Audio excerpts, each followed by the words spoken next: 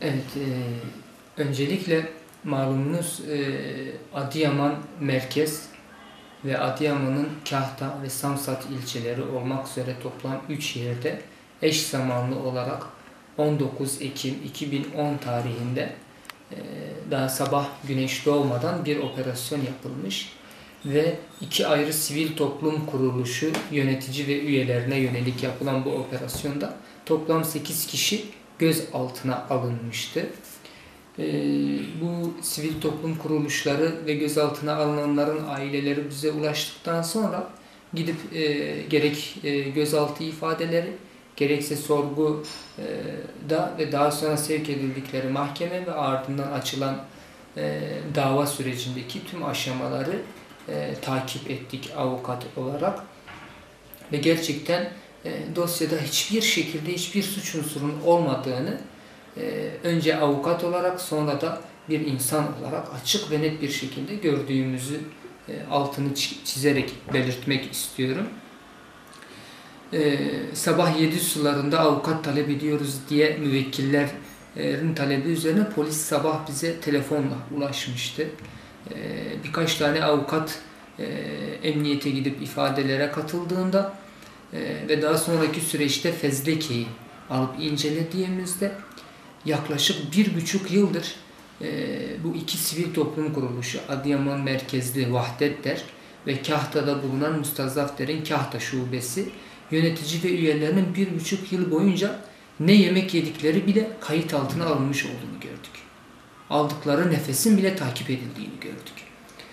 Ve bu 1,5 yıllık süreç içerisinde, operasyondan önceki bu süreç içerisinde derneğe giriş çıkışları, yapmış oldukları tüm etkinlikler, altını çizerek belirtmek istiyorum, tüm etkinliklerin izni alınarak yapılmış.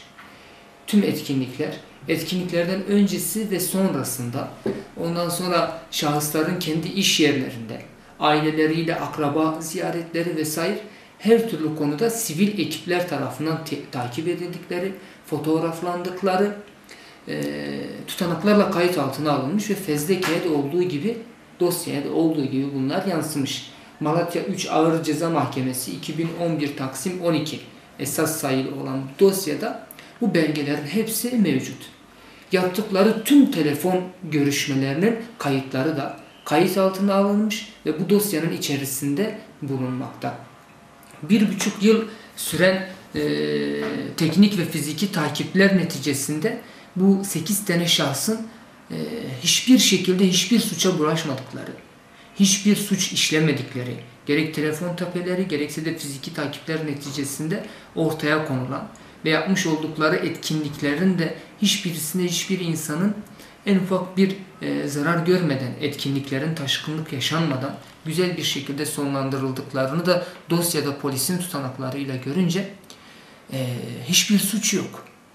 1,5 yıl boyunca hiçbir suça karışmadıkları resmi olarak ortaya konulmuş. Buna rağmen fezleke'nin satır aralarında niçin bu operasyonun yapılmış olduğuna net bir şekilde gördük. Örneğin açık ve net bir şekilde fezleke'de şöyle bir cümle geçiyor. Polisin Adıyaman Emniyet Müdürlüğü'nün hazırlamış olduğu, terörle mücadelenin hazırlamış olduğu fezleke'de diyor ki bunlar dernek açtılar. Dernek açtıktan sonra yaptığı etkinliklere teveccüh artmaya başladı. Ve bunların sayıları çoğalmakta. Bu da bizim için tehdit oluşturmakta. Bakın bizim için tehdit oluşturmakta. Açık net. Polis zaten bunların defterini düreceğiz mantığını önceden koymuş ve 1,5 yıl bunlarda suç tespit edelim diye uğraşmış ve suç tespit edememiş. Ve buna rağmen bir operasyon yapmış 19 Ekim 2010 tarihinde. Ve yapılan operasyonda ev ve iş yerleriyle dernekler didik aylarca. Ev, iş yeri ve derneklerde en ufak bir suç unsuru bulunamamış. Aramaların hepsi temiz, şahısların hepsi temiz.